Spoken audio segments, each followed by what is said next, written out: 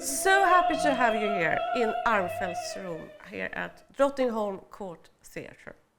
Lovely summer day. You have been rehearsing all day and now you're sitting here. Thank you so much for being here. So it's Doug Fitch from New York, the director of this production, and Alan Gilbert, also from New York, but also from not so far from here actually. You live in Stockholm. And you are the chief conductor and music director of the Royal Swedish Opera. Yes, I know that this is not the first time that you cooperate, because you know each other from quite a long time ago. So please tell me, Doug, how did you meet? Where did you meet? How old are you? I'll write down my version and we'll see if it matches. Newlyweds, like that. And so was it the same? Was it the same story? No. Well, we met at Harvard, actually, when Alan was a student and I was what they call a tutor. So I was an art tutor and living upstairs from the music tutor, and the music tutor and I were great friends.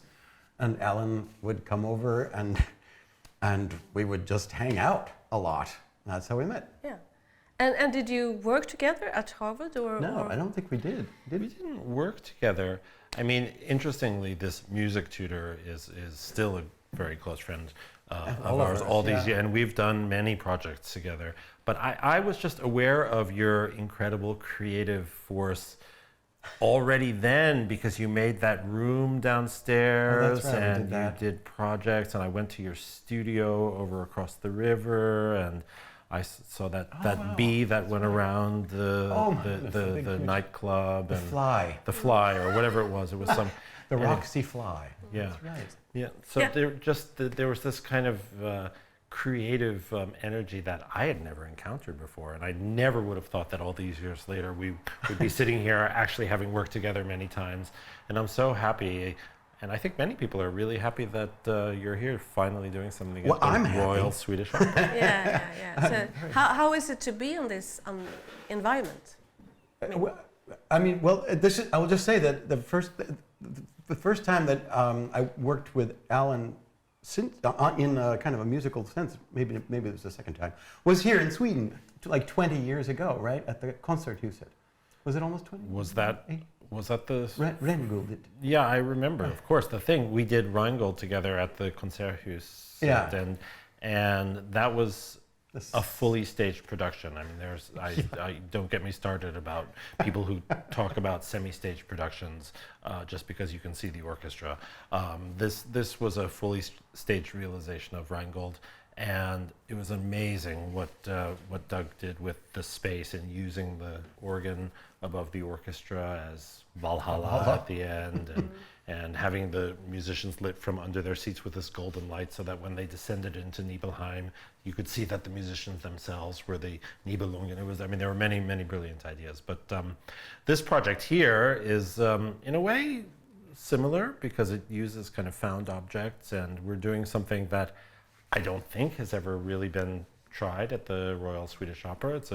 It's not that what we're doing is brand new in the grand sense, but for us to take bits of other operas and stitch them together in this absurd, fantastic way, in Doug's inimitable way, I think is a really good use of our resources. We had to leave the big opera house this period and not do the big production that we would have done there, and we needed to figure out things to do. And of course, for me, Drottningholm is the dream theatrical space. It's so wonderful to be able to do a project here. And I don't know, maybe you want to talk a little bit about what we're actually doing. I will just, first of all, pick it up from the Dream Project version, since I saw, the Ingmar Bergman film when it first came out, and I could not believe that there was a place like that. So I've been dreaming about it ever since then, and I had no idea it was really right here, and it existed, and it still functions so beautifully. But just to say also, there is something really freeing about the notion of let's just put on a show with what we've got, and then, because it's no way it's going to be exactly right, because there's no exactly right. It's just a pure bumping into something and then discovering how these pieces fit as a big, huge puzzle. And I think we're doing that musically first, and then just choose the best music you can, and we'll find a way to stitch the story together. and then it becomes absurd. Yeah, that's how you started. That it was your idea, was it, from the beginning? And then you picked the music, or you chose the music that you really... Yeah, you could say it was my idea from the beginning, but then I very quickly started speaking with Doug, and we started to kick ideas around and kind of molded this unwieldy piece of clay into something that kind of resembles a story. Yeah. And the idea was that it shouldn't make perfect sense. Opera, by definition, requires a suspension of disbelief, and you kind of have to enter the world of opera. And I think that what we've come up with is both a celebration of opera, but also a kind of send-up of the sort of ridiculous tropes and things that we have to take for granted in opera, but actually make no sense.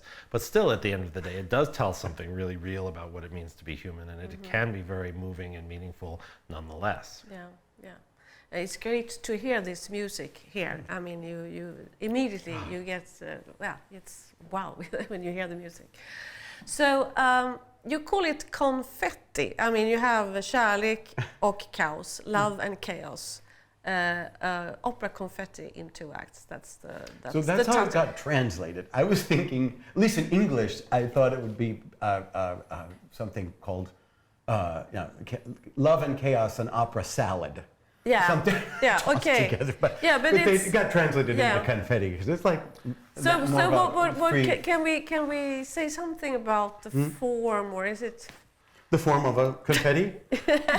I like the idea of confetti, because as soon as you have confetti, people think it's a celebratory moment, and everything goes up in the air, and you don't know where it's going to land. No. And that's a little bit what we're doing. I mean, the music is great. Yeah. That's the premise. I mean, every piece we're doing is a masterpiece and is a joy to listen to. And there's a kind of story that is ultimately about the search for love and companionship and understanding, and people trying to figure out who they are and how they relate to each other. That's a very common thread in opera. So it's not a stretch. Love and death. It's not a stretch, actually. So that's what we're doing. And a salad, I like that. I mean, it's pieces that somehow don't fit together, although we did create a progression that I actually happen to think makes pretty good sense musically. But how we jump from one piece to the other is it's great to have Magnus's help on. Yeah, Magnus was amazing. Magnus Lindman has translated the text and also. Yeah. Well, no, he also wrote a lot. He wrote a lot of it. And he's got a very comedic mind, and he's an and a real sense of the absurdity that we share. But he knows how to sculpt absurdity in a marvelous way. And it's, I mean, if you should, I don't know if it's useful, but if you should sort of look for a theme in this performance, it's about opera, isn't it? I mean, that's one of the things. Yes. It's what is opera? What's opera? What's opera? What's it's all about? And this is one way of looking at it. So could you give us some examples of the most silliest things in opera? In the opera itself? Opera. I would say that opera itself is like the most abstract thing of all. I mean, it's just so abstract. And to imagine that you can be in a room where people are dying on stage over and over, and they're very poor, and as poor people have $5,000 costumes and perfect lighting. Everything is so extremely absurd. But you buy into this emotion story because of the blend of, the music, and when it's over the top. That's just it's about as over the top as it gets. So that's in a way absurd. I mean, this idea that it's so easy to be misled and to have questions of mistaken identity. The letter goes to the wrong person. You put on a hat and your own spouse doesn't recognize you spending 10 minutes with you at a party. I mean, obviously it's absurd, but it's somehow about getting to the core of how people interact, and these obvious misunderstandings actually stand in for real misunderstandings about how we communicate. And I think that's why opera is somehow believable, even though it is completely ridiculous most of the time. It can be so touching, and that's a little bit what we're pointing out. And ultimately, this is an absurd kind of Monty Python-esque romp, but at the same time, it's dealing with things that are true and are important. Yeah, and sometimes very moving actually, especially when Mozart come along, and you have these beautiful pieces by Mozart. I think when you hear this stuff, like those Mozart arias, somehow it stops you, it slows you down, and it makes you simply not take for granted things that you were thinking of during the day, or you didn't. But you also kind of, I think it sort of prepares us for the important moments in our own lives. It just slows you down and makes you think. Yeah, and then you have also a composer that is perhaps not so common, at least not the last 20 years or so. That's PDQ Bach. That he was so. He was very much played in the 19th, 80s, and so on. So why did you bring him along? Yeah. Well, I'm glad that Doug persuaded me to include him, because it is so absurd and so ridiculous, and it very much sort of sets the tone, but also fits in with the tone that we are going for. And Peter Schickli is the actual name of the composer, and PDQ Bach was his alter ego. And it was very, very funny, the concerts he did. I used to love going to them when I was a little kid in New York. And it was funny because it was ridiculous and absurd and slapstick. But actually now that I've lived with music my whole life, they're very sophisticated musical jokes that are inside. And if you're a musician, you'll understand the kind of unfortunate choices that he makes by deliberately, and it's very, very clever. I think it makes a lot of sense to include in this salad. Yeah. I think so too. I mean, I also loved him as a child. We used to sing his operas. My family used to sing the operas, like this one that we're using. And we used to. He came to my violin lesson when I was 5 years old in North Dakota, which is where I was living at the time. And but his just his way of thinking about opera, it's a serious way of being very funny, or it's a funny way of being serious, is what I mean.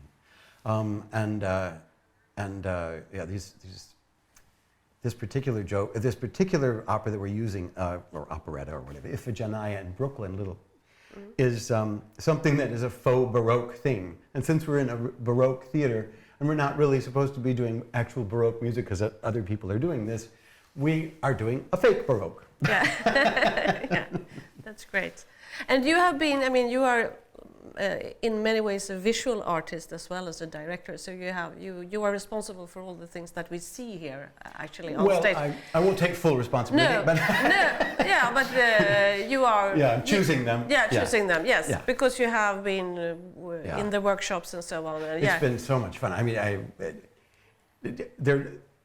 it's wonderful to be able to just look at a lot of stuff and say, well, okay, I guess this person can just wear that, instead of having to invent the perfect costume for this person, and instead of inventing everything, it's just, there's a real freedom in just going to a thrift store and putting on a show. For me, who has seen quite a lot of productions, I can actually, that's from that production. You remember from that. But also something that I very much like is that you have really used a lot of sets from the theater. Yeah.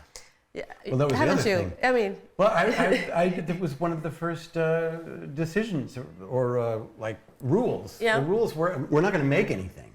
Just let's not, because if we make things, you kind of have to throw them away anyway after 4 or 5 performances. So why do that? Yeah. And there's so much beautiful artisanal highly crafted objects from 200 years ago, and we're just using them. Yeah. It's amazing. Yeah. You have used them in a new way, I think, and I see things that I haven't seen here. So I mean, bravo. What else can we say about being in this place? I mean, how does the music and how does the atmosphere sort of move you or give you inspiration and so on? I mean, when you stand there and you... I feel very lucky to be able to do something here. And Doug is even more of a theater person than I am, but I love theater and I love opera. And to be in a place that is all about pure theater. This is theater. The building is theater. It's not, there are electric lights, but other than that, there's nothing modern about the technology. It's all mechanical, things move because somebody is cranking something under the stage or backstage. And in a way, compared to CGI and computer-generated images and artificial intelligence and all that, it's very rudimentary, but actually it's very liberating because it forces you to be creative, and it sort of takes theater down to its essence. And I think for a theater person, this is, I mean, there's no place greater than this. It's just, it's so inspiring. I assume you feel the same.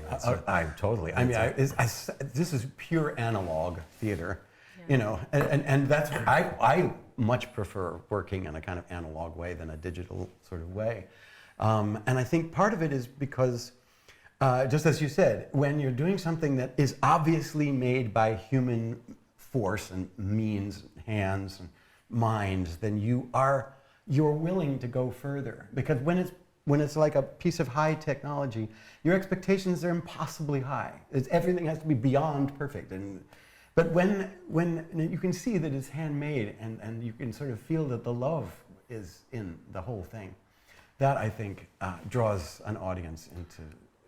Everything is handmade. It reminds you that the music is also handmade. When the orchestra's pit is below and you don't see the orchestra, you kind of sometimes forget that they're actually playing these beautifully crafted objects as well, instruments. There's also this kind of childlike sense of wonder that you can experience because, you know, if you read it in a book, of course it's a book, but I remember the experience of reading when I was a kid, and you read about something and it could not be more real. And now when we see Star Wars, which already seems quite dated, but then the latest computer-generated things, they don't seem more real than these like a hand-painted boat that gets pulled across the stage. And it forces you to go into this kind of wonderful state of actually being there and creating the reality in your and head. I think perhaps we modern people, this is actually getting more and more modern, actually, to be real, to be live, to be in real life, not to have all these digital and things like that. I hope so. Yeah. I hope so, because actually that's really what we should be going for, even when we have more means at our disposal with, you know, computer lighting and all these other things that we use, and hydraulic lifts and all the things. There's no reason not to use them. But this sense of wanting to be creative and not letting the technology take over for our imagination, I think that's something that we should be doing every day. Yeah, and we are, yeah. No, I was just going to say, I just thought of this, the notion of when, like you're watching a great mime do something, yeah, and he's making a room that's not there. He's making, or she's, they're just doing things which are simply not there. And you can't do that without the imagination of the audience. So you're drawing in with absolutely nothing. That's the extreme form. But when you do it with all these things that are obviously flat, and it's like, it's a real place, can't you see? Or I think this is just a bridge to the imagination and invites you in that way. Yeah. Great. So now we just have to look forward to seeing the performance. Thank you so much for being here and talking to me. Thanks for the chat. Great pleasure. Thank you. Yeah. It's a real honor Thank and you. pleasure to Thank be here. you. Fun. Okay. Thank you. Thank you. Thank you. Yeah.